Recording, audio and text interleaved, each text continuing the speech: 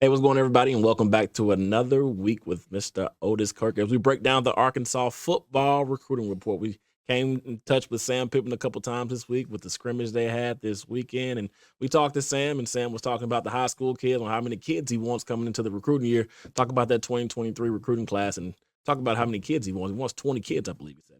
Yeah, Sam said in a perfect world, he'd like to sign 20 high school kids and then fill out the class. And I'm Right. not quoting word for word, fill out the class with with graduate transfers, in the transfer portal kid, not necessarily graduate. But the thing of it is, here in the class of 2023 right now, he's doing that because he's got 23 commitments, and Right. they're all high school kids. Mhm. So, and this is the first year where you can oversign. It's the 25 is out the window this year, so you're looking at 85 overall. That's the Right. only number that matters. Mhm. So that's the only number that matters till you get to find out exactly how many you've got coming back. But he's sitting at 23, and there's a good chance he gets at least one more high school kid in this class, an offensive lineman. CJ, Mhm. that if that happens and no one decommits and all this, that gets him to 24, and then I still think he'll sign between 6 to 10 transfers. I think there was 9 he said this past year, Huh? and counting Cade Fortin, who's a walk on, but you got a couple of kids from LSU, the kid from Alabama, the kid, Right. Georgia Georgia. Tech, so Arkansas State, and Kids from everywhere. but I think right now they're setting at 23. Like I said, I really believe that number will get to 24, and then you go from there. And there's always a chance some high school kid, maybe in Arkansas or some other state, Right. that kind of fell through the cracks. Maybe he didn't go to camps. Maybe he didn't get on the early list of recruiting services. So Mhm. they discover somebody this season that, man, that kid's too good to turn down, and they take him. So that number could even climb a little in football. But the bottom line is, the point is, he's at his 20. He's going to get his 20 and then some in this class. And what he just doesn't want it. The old days, some schools would go out. I remember Jackie Sherrill at Mississippi State used to sign a ton of junior college kids. Mhm. Uh, some schools would just sign half junior college kids, and Sam doesn't want to get to that point with the transfer deal. Huh? And so that's where he's at. But it'll be interesting to see how many transfers. And people ask me what are the transfers they need? Well, you don't know till the season. Right. You what you do, you wait as the season unfolds, you Mhm. begin to know, maybe I need another receiver. Maybe I need Right. next year, or somebody's doing well. Well, what if Drew Sanders goes to the NFL after one year? What if, I mean, there's just so many scenarios. You don't Yeah. know that till it plays out. But if with Bumper Pool leaving, if Drew Sanders did only play one year and then went to the NFL, you probably want a linebacker, even though you've got those young ones are all good. Right. You want one older one because they are young. But that's just hypothetical stuff. So that you really right now you don't concern yourself really what the needs in the transfer portal are. I think they'll always be looking at defensive linemen in the transfer portal. I think probably a receiver along the way, maybe. Mhm. Uh, so just things like that, but impossibly a linebacker. But I don't think they'll ever. The bottom line is they're not going to go overboard at any position. CJ, I think that's Yeah. what we can take away from that. And he does want to build it with high school kids. And honestly, I think that's pretty smart at Sam, because I've seen, as he said, if you go strong with transfers, you go strong with junior college. It's either going to be really good or it's going to be really bad. It's going to go one way or the other. You're not going to stay the same. And he doesn't want to take that chance. And as long as you get quality high school kids and you can fill your class with that and then sprinkle in the transfers, that's the way to go. And that's what Sam is doing. And that's exactly the way to go, in my opinion, for whatever that's worth. Yeah, he's doing the right way. Like you said, you got to wait until the year starts and fill those holes that you got in your team. Yeah. We talked to Sam earlier this week about the wide receiver room and how they stepped up in the scrimmage, and now he's filled that role. Now he's got to fill some other holes in the team. So you got to wait till the season to unfold those holes and the transfers or get some more high school guys. So I'm looking forward to it. And Yeah. speaking of high school football starts this week with a little couple practices coming to Fayetteville. And I think you're going to be at one of them this week. What practice are you going to watch here in Fayetteville this week? Going to watch the ninth grade and senior high at Fayetteville and Greenwood play. And we're talking about some serious talent there. You're talking about, we all know Kane Archer, down at Greenwood, the ninth Right. grade. We know, and they got Jacob Cruz, a transfer from California, who already has an offer from Louisville. You've got Cody Taylor, the offensive lineman. All those are ninth grade kids. Then you get into the 10th grade, you've got Cash Archer, a linebacker at Greenwood, who is Kane's older brother, a good player in his own right. And so there's 4 players from Greenwood, and they've got other kids too. They've got a senior quarterback down there. It's pretty good, CJ. I mean, he's pretty doggone good. And then you go to the Fayetteville side, you got Brooks Urachek. And if that name sounds familiar, Very familiar. Hunter's son. It's Hunter's son. He's been offered a preferred walk-on at Arkansas, much like Barry Odom's son has, JT Odom. There's a couple of linebackers that Michael Shear could possibly get. And, but Brooks is, I'll tell you what, it's a funny story about Brooks is I've seen him since he was in junior high. One of my grandsons, Marcus, played for Fayetteville, and he was on those teams with Brooks when he was in junior high. So I saw Brooks when he was playing quarterback, defensive end. He was doing a little bit of everything. So I've seen Brooks for a long time. He's a good player. You've seen Brooks everywhere, huh? Yeah, he played a little bit of everything for Fayetteville junior high back when I was watching him. And I could see him at linebacker. He's a ball player. He'll be there tomorrow, Tuesday night, and look forward to seeing them in Greenwood play. Yeah, it's a practice game. You don't really care who wins. Well, you don't matter about the score so much. It's just you want to see some good football, and heck, I'm ready to see some football besides a practice. So it'll be good in that sense. Something besides just a practice. See, going at each other. Yeah, it's going to be Fayetteville Greenwood. I've watched the ninth grade. We'll see how many of those ninth graders play in the ninth grade game. How many play on the varsity down at Greenwood.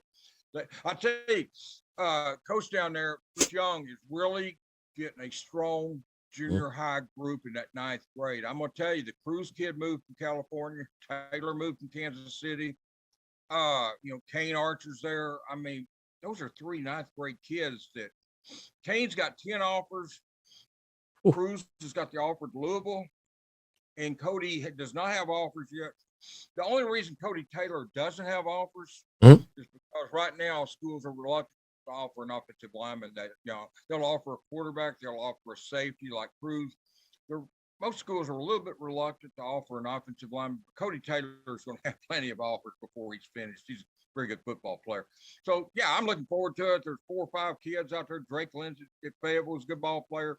There's other players, but I'm really looking forward to getting out there. Mainly, like I said, I'm looking forward to seeing a football game. One team is on one sideline, the other team's on the other sideline. CJ, you watch them play. It's always better to see live action, especially in high school. Friday Night Lights are upon us coming up in the next couple of weeks. Speaking of Friday Night Lights, it is coming back. Speaking August 26th, high school football, Friday Night Lights. And one of the games you're going to be focused on is Tulsa Booker T. Washington, who will be at Bentonville West High School, just down the street from me. So I'm looking forward to that game as well. Talk about that game coming up in the next couple of weeks. August 26th, I believe it's a Friday night. They play out there. Tell you what, they're going to have Micah Tees from Tulsa Booker T. Washington, the 4-star wide receiver who's committed to Arkansas. He will be on the sideline with Booker T playing. They're on the other sideline. And this will be a real game. The other sideline, you have guys like Lane Jeffcoat, a 6'9", 300-pound offensive lineman, going to be a junior. And then you got Nick Bell. That's Geno Bell's son. Cornerback. Geno played here, defensive lineman from South Carolina. Geno stayed around here. But Nick's not the biggest kid in the world, but he's super fast. He's probably about 5'9", 5'10", 165, 170, something like that. But he's a ball player, and he's got, he can run real fast, probably a 4'4" guy. And so I saw him a couple of years ago at an Arkansas camp, and he was running really fast. So I'm looking forward to seeing those 3 kids play. There'll be other kids, but Jeff Coase came to camp here. He came to Prospect Day. So I've talked to Jeff Coase quite a few times. Tees was at the cookout they had, that last event. They had a recruiting event. I talked to him there. After we're not there, but after we're not allowed at the cookout. But talked to him afterward. But yeah, I mean, this is going to be a chance to see some prospects. Arkansas is looking hard at Jeff Coase.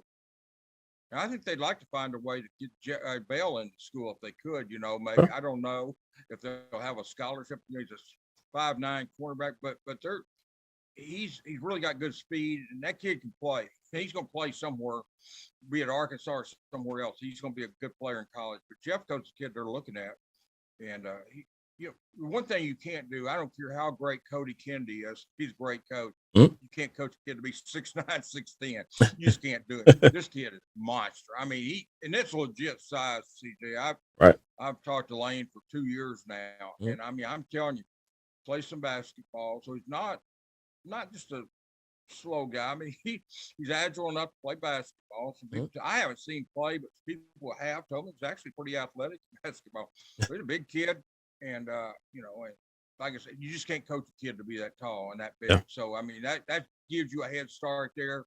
And if he can get the fundamentals down, he's got to get stronger.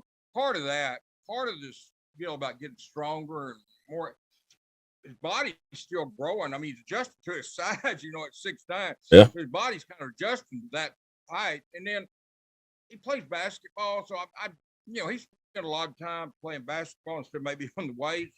But all that can be taken care of, in no time. That's getting stronger. Get him in a weight program at Arkansas. He's not going to be playing basketball. Yeah. That would all take care of itself. So those issues are not real issues. Just a matter of Cody Kennedy watches him and thinks this kid can help me. I'm going to offer him a scholarship. Now, several schools have offered. There's been schools have offered Lane a scholarship. Arkansas State and some others have offered him. So he's got offers, but Arkansas is still evaluating him hard, and it's not. It wouldn't surprise me if they end up offering him, but we'll see. I mean, I don't want to speak for Arkansas. I don't know if they're going to offer him, but it wouldn't surprise me a bit if they did. I'll put it that way. He's good. Otis, I'm gonna say this. I already know you know this, but you'll be surprised on how many football players, play different sports from soccer to track to basketball. A lot of players played previous other sports, basketball, soccer, all of those things. Track, especially track, because it gets them faster, and soccer gets their footwork better for football, or even basketball. It gets them. But it's a different conditioning when you're playing basketball and when you're playing football. I was talking to one of the coaches about that earlier. They can contribute, and they're still in high school, and they can contribute at multiple sports. Yeah. My advice is go for it. Yeah. I know some people want them to specialize in a certain sport. That's fine if that's what you want to do. Right.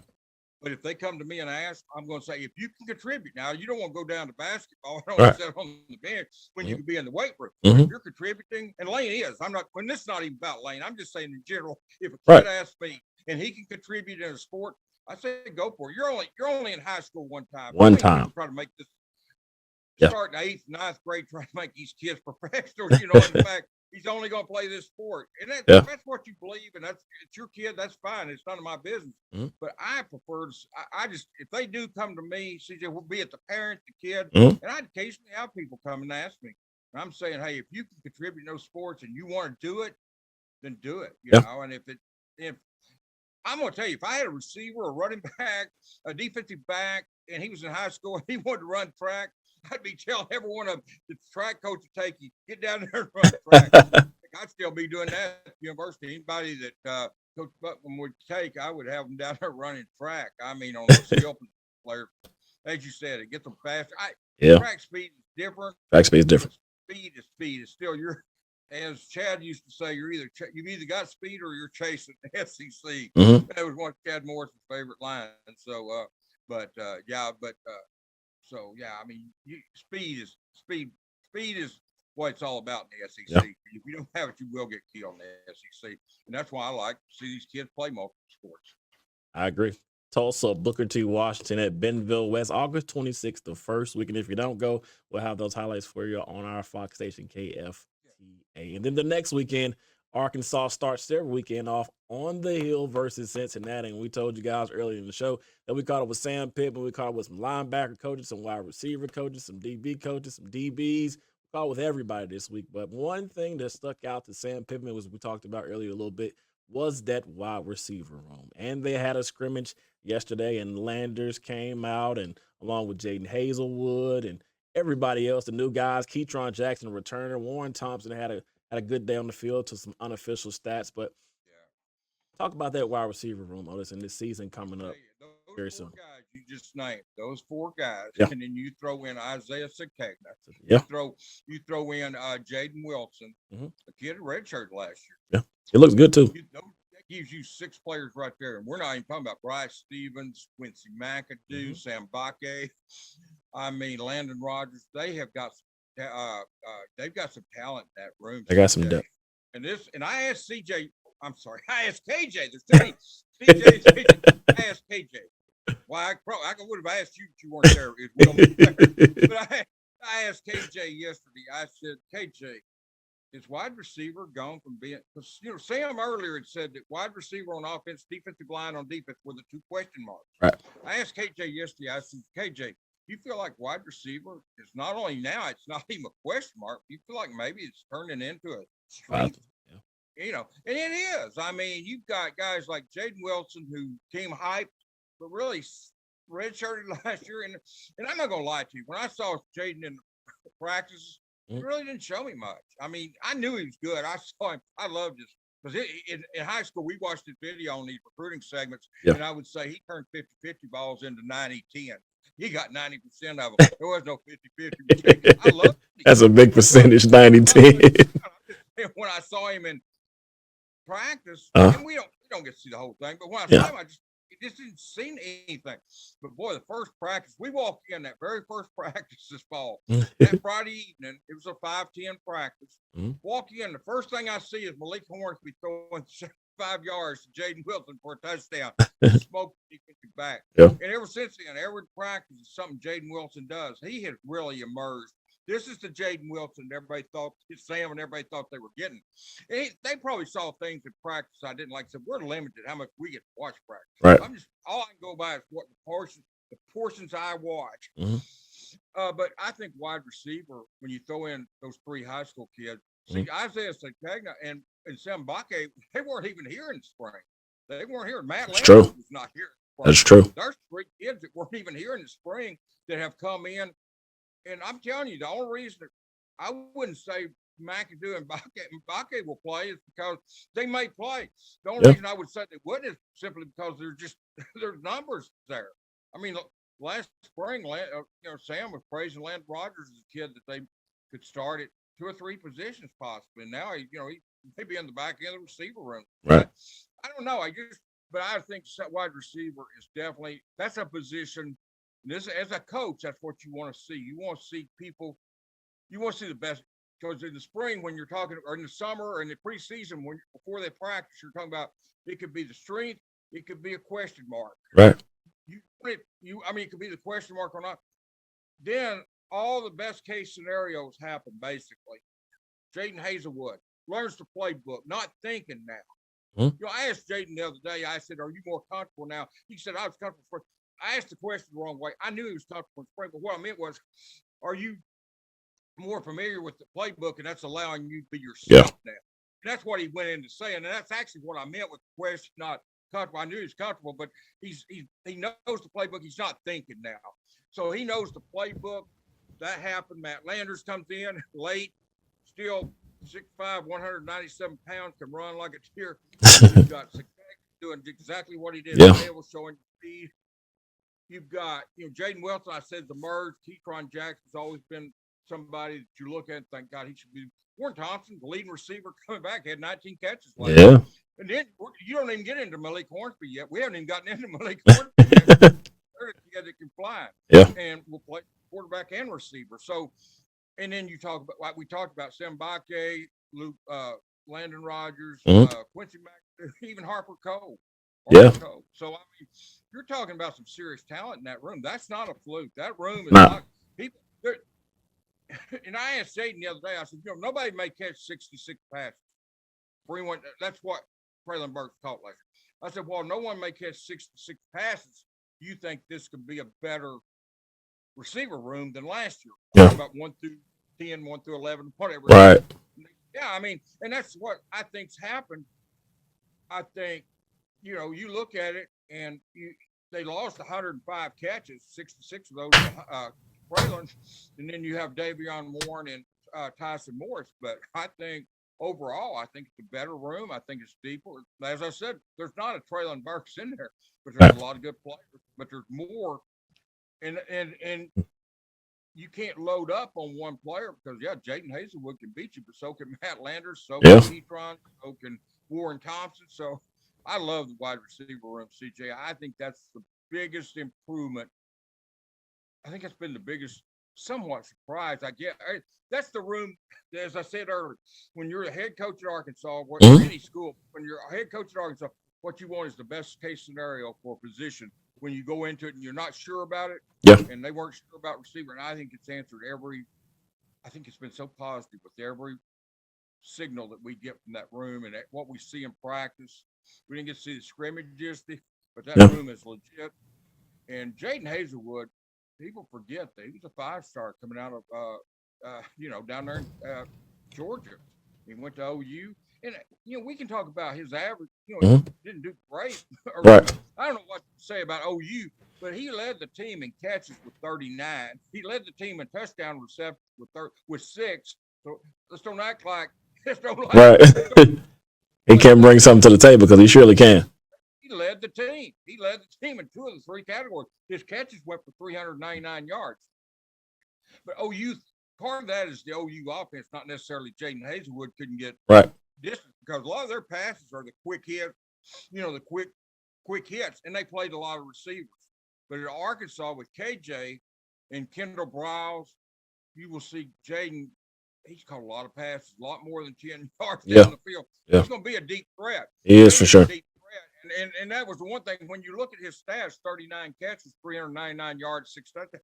Well, maybe he wasn't a deep threat. No, he's a deep threat. I'm not going to sit here and tell you they didn't have the quarterback to get the ball to him. I think a lot of it was the offense. They obviously had good quarterbacks over there. And that was what the offense was designed to do, just like the offense here is designed to get the ball down the field like it did to Traylon, and KJ will gain the ball.